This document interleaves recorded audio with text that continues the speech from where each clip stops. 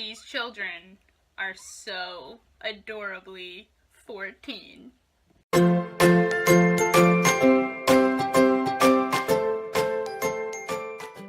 Hi, what's up, Keepers? It's Julie, and today I am here to talk about Book 2 in the Kingdom Keepers series, Disney at Dawn, and my adventures in my most recent rereading of it as I attempt to reread all of the Kingdom Keepers books this year.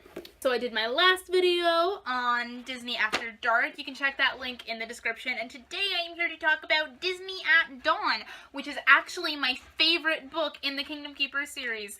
Like, no matter what, and it comes really close to the Insider and the Syndrome, but no matter what, I just love Disney at Dawn, and every time I go and read it again, I just feel that magic so much, and I love it, and I really can't give you reasons why I love it, but I love it.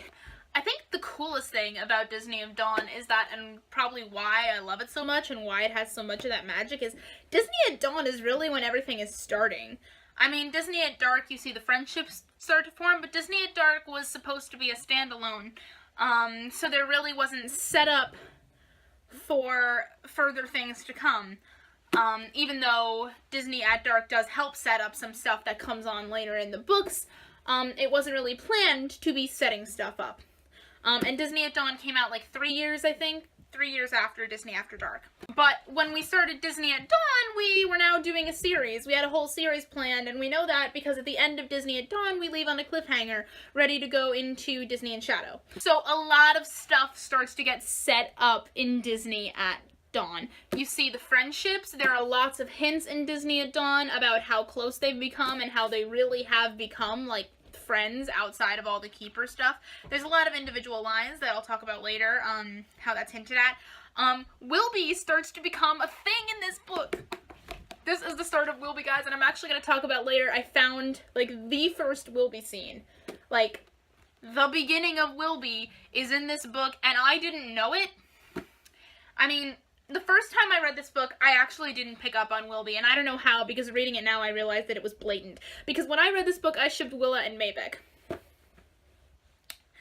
I'm just gonna let that hang there. But then in Power Play, when Philby said he had a crush on Willa, I'm like, oh my god, Wilby, this is so cute. But then I thought it started in Power Play, and then I think around the 10th anniversary year, when I was reading this book again, I was like, oh my gosh, Wilby starts in this book. But when I was going back to reread it this year, I thought that there was just, like, mild hinting at it. Like, I knew when they were solving, like, a puzzle or something that Willa and Philby were bantering a little bit. But I did not remember how blatant it was. It is blatant. And it leads me to a lot of revelations about Wilby in terms of, like, maybe Willa had a crush on him first.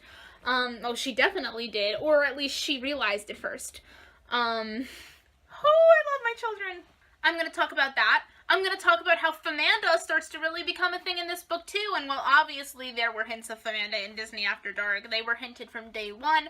Famanda starts to get really serious in their feelings for each other in Disney at Dawn. Disney at Dawn is when Amanda and Jess really become a part of it, because in Disney After Dark, they were kind of just like side characters, and you really didn't know who they were, and they were a part of the mystery, and they're still not really a part of the team at the beginning of this book, and by the end of the book, Philby is saying they're officially Kingdom Keepers, and this entire book is about finding Jess. So Amanda really takes her place in the team. We start to learn more about Jess, and the Keepers that are of today really start to become established, and I think that is what is so great about Disney at Dawn in general. I loved this book just as much as I did the first time I read it. I always loved it just as much as I do the first time I read it. Still 5 stars, golden, amazing, mwah. So like I said at the beginning of the video, the Keepers are very, very obviously 14 in this book, in the way Willa and Philby flirt with each other, in the way they behave in general. I think there's a scene where, like, they're messaging on their DS's, and the security guard driving the truck has to remind them that they're on a mission because they get so distracted by how cool the DS chat is, how cool the pic chat is in the DS, and, like, they're so adorable, and it's so obvious that they're 14. And on that note, you know, I don't think it ever hit me when I was reading these books when I was younger that in books, like, 1 through 6, they never leave the 9th grade. So, by the end of Dark Passage, they are at most 15. A lot of them could probably still be 14. In Disney After Dark, some of them are probably still 13. And some of them could still be 13 in this one, too, because, you know, I turned 14 in the 9th grade. If you have a fall birthday or a summer birthday, you don't turn 14 during the 8th grade, and books 1 and 2 both take place during the 8th grade, and then 3, too, because 3 comes right after 2. So, it didn't really hit me when I was first reading these books, because when I was first reading these books, I was 12 and 13. And then when I read them again, I was like 15, 16, and it never really hit me until now when I'm 19 reading the books, and I'm like, oh my god, they're babies. Like, they're babies. Like, we were dealing with 13-year-olds here fighting Maleficent. 13-year-olds. Do you want to know what I looked like when I was 13? Do you want to know what I looked like in the 8th grade?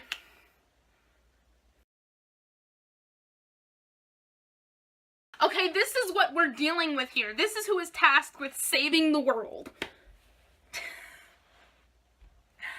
And it's just crazy, because you think about them, they were probably, like, looking like babies. Like, you don't think 13-year-olds look like babies until you get older and you look at them and you're like, whoa, infants. So, oh my god. Like, oh my god. But in that respect, I also find it really sweet and endearing. It provides for so many funny and adorable moments where now that I'm older and the keepers are also older by the end of the books, you can look back and say, wow, look at how much they've grown up, but they were so, like, tiny. The other thing I mentioned earlier was that there's a lot of moments in this book where the friendship starts to become solidly established, and I kind of marked down, like, a lot of hints of where that happened. So for this, there's a moment at the beginning when they're on the parade float where Finn's just gonna, like, jump off the parade float alone, and Willa's like, what the hell are you doing? We don't go alone. And I loved that for a lot of reasons. Like, I loved that, A, because it was establishing how much they mean to each other, that Willa wasn't going to let him go alone. B, it's a piece of Willa and Finn's friendship, which is something that I love consistently throughout the books. And C, it kind of establishes Willa's personality, which is another thing in this book that I'm going to get to. We really start to establish and lock in on who the keepers are. But also, in regards to them being friends, there's a chat between Willa and Charlene in the costume shop that you can very much tell that it's not just, like, between colleagues, that it's between friends. When Willa calls her mom to tell her mom where she is, she tells her mom that the keepers are her friends, because her mom's not happy that she's hanging out with them because they get Willa into trouble. But she's like, they're my friends, Mom. When Finn calls Rob, Jess's boyfriend, he says who he is, and Rob's like, yeah, I know, Jess talks about you all the time. And Jess hadn't even started hanging out with them at that point, so that's really cool, and all of it made me so emotional. There's another great thing where Finn calls Charlene Charlie, and there's a line where she says, you know, nobody's ever called me that before, and, like, she likes it, that she has friends who give her a nickname, and guys, keep her family. So there's, like I said, there's a lot of establishment of who the keepers are. There's a lot of instances of Willa taking charge, where if Charlene is frightened or Finn's being a moron, Willa will, like, take charge to, like, you know, stop them being scared or stop them being ridiculous. And that's very indicative of Willa for the rest of the series. Even though she's shy and nervous, she will take charge in a situation if she has to, and she's fierce like that. And we get that establishment of Willa. We get the establishment of Maybeck as the devil's advocate, and I think there's actually even a line where it says, not to play devil's advocate, said Maybeck, who thrived on playing the devil's advocate. And we establish who they are. But on the same token, Charlene and Maybeck really haven't started their character development. So Charlene is still in that cheerleader stereotype that she had for the first few books. Maybeck is still in that, like, brooding, edgy, devil's advocate kind of thing that he didn't develop out of until very late. But Charlene and Maybeck are still that jock and cheerleader stereotype at this point, and eventually they do develop out of that, which I love. So while we're establishing who the keepers are, and we do get a little bit of that with Charlene and Maybeck too, they're still in those stereotypes, which is not who they end up being. But even though they're still fitting those stereotypes, there's a moment, I found it on page 247 of this copy of the book, where we do get some character development for Maybeck, and they're fighting the DHI animals, and there's a line where it says Maybeck had waited for him, talking about Finn, and it's like Maybeck, who never thought about anyone but himself, waited for Finn. And that's, like, Maybeck's character development and also part of establishing the friendship. So, as I said before, the first Wilby scene happens in this book. And it is so sweet. It might be like my new favorite Wilby scene. It is actually the sweetest thing ever, and I want to read it for you guys. Let me see that. Willa moved in next to Philby to where their shoulders touched. No one missed how close she got to him, least of all Maybeck, who suddenly started shifting anxiously. Willa studied the screen and spoke in a quiet voice. We've done this before, she reminded him. The clues from the Stonecutter's quill, remember? We solved that anagram without a website. That's because we didn't have a BlackBerry. There's nothing here, Philby said. There are no proper names, Willa said. So, Philby challenged. Willa took the BlackBerry out of Philby's hand and held it where she could study it clearly. Then she calmly returned the BlackBerry to Philby, who passed it back to Finn. So I've got one, she said, capturing the full attention of the others. She meant this as a challenge. She remained incredibly close to Philby, and she was looking at him directly in the eyes. One word. A name. A Disney name. I give up, Finn said. I don't. Wait! Philby barked, not wanting to lose to Willa. A Disney name? Maybeck asked. But then that's gotta be it. What is it, Willa? Tell us what it is. Give up? She asked Philby, her voice a hoarse whisper. There was something going on between these two, and Maybeck didn't like it. No, Philby pleaded. He gives up, Maybeck said. We all give up. Willa's eyes scrunched, as if to convey her disappointment in Philby. But Philby didn't see her. His eyes were closed, his lips moving as if reading to himself. Chernabog, Philby shouted out. And I was about to give up on you, Willa said, obviously impressed.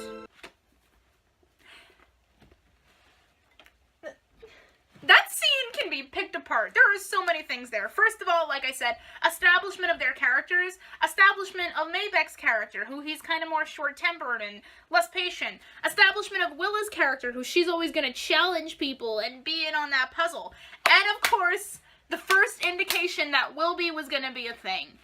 And I want to give a hand to Miss 8th grade Willa Angelo for some expert flirting. Like, damn, girl, she just made her move. No fear. I'm proud. Other thing that's here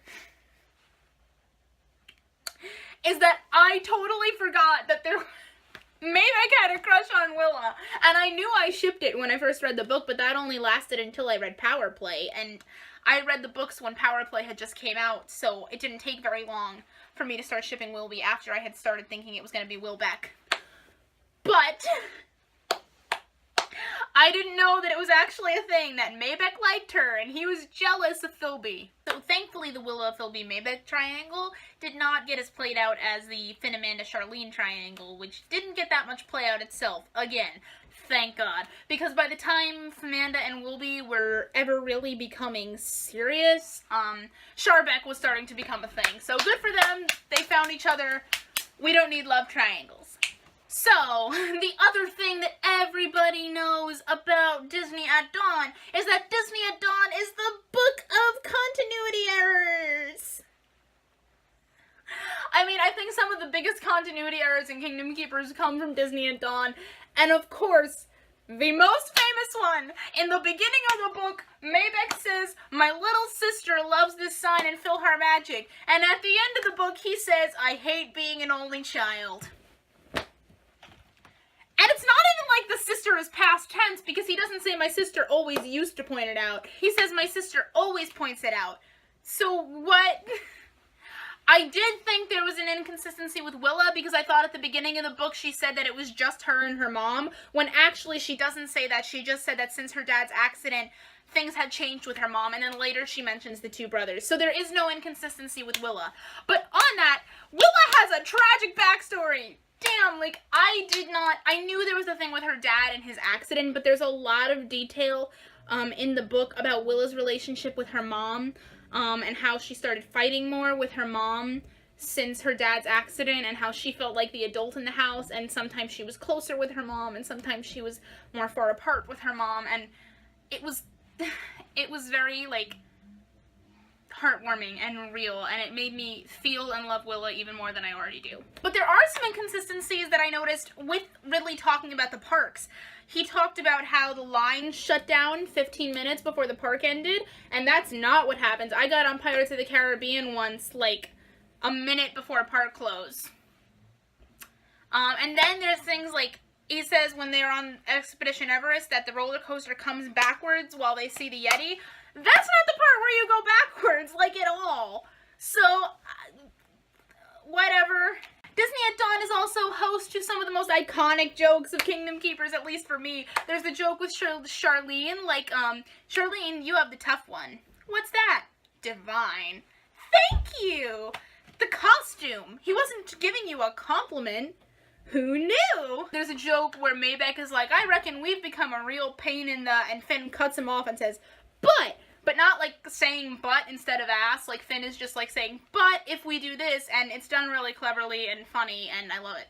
And there's also their usernames, which always make me crack up and tie into them being adorably 14. Like, Angelface13, Fill It Up, Willow Tree, My Best, and that is so reminiscent of a kind of username I would have had in middle school, and like, I love how much thought was put into these usernames and how perfect they are. And then, of course, Finn. So, another thing I picked up on was that this whole, like, feud between Finn and Philby, where Finn was a brat about anything Philby did or said, it started in this book. I had no idea, but right from the start in this book, Finn is a brat about Philby. He is. And it's like, he doesn't do it outwardly in this book, but there is a line where, like, they're going into Expedition Everest. Finn says, can you stay behind and turn on the roller coaster? And Philby says, yeah, I can. And the narrative says he could be a bit of a handful when he showed off. And I'm like, what? He did what you asked him to do. How is he showing off?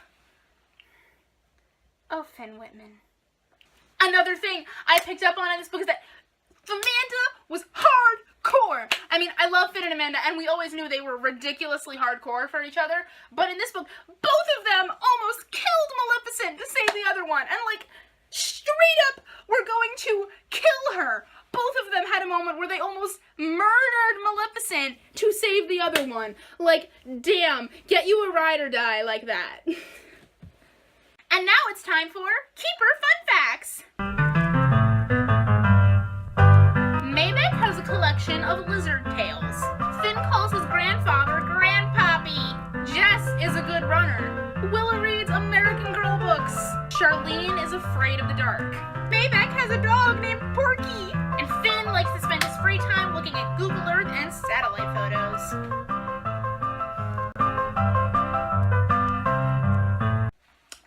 There's a lot of adorable passages in this book that made me laugh. There's one right at the beginning where Willa says she likes Amanda and Jess, and Charlene's like, you like everybody. And Willa says, so? And Charlene says, it doesn't work like that. You can't just like everybody. Sure you can. Why not? And then there's like, Willa, it's raining, and Charlene's like, the rain can't go through us, so we can't get wet. We're going to disappoint the kids. The rain would go through the DHIs. And Maybeck's like, are you worried about the kids or your hair? Both, I guess. There's a passage about Jess. It wasn't like her sister to avoid making a sarcastic comment, which I loved. What if one of us is afraid of the dark? Then she should hold on to Willa, Charlene. The divine joke. There's a line where they're in the costume shop and the bat's gonna attack them, and Charlene's like, should we call the guys? And Willa's like, boys? We don't need boys. At the end of Dinosaur, Maybeck and Willa hug and they break apart, and Willa's like, don't disgust me. And I'm like, savage! And then my favorite one is probably like,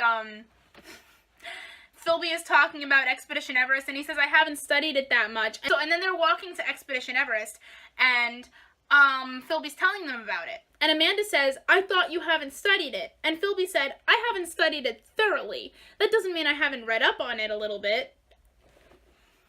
And I'm gonna end the video there, because that was my sweet, sweet Philby. Alright guys, thanks for watching. If you liked this video, please remember to like and subscribe. You can follow me on Tumblr, Twitter, and Instagram. All links are in the description. Join me next time as I talk about Kingdom Keepers, Disney, and Shadow. I don't know when that'll be because I'm reading some other things before I reread that, and it is a long one. But I'm really excited to get to that one because I haven't read it in a while. Bye!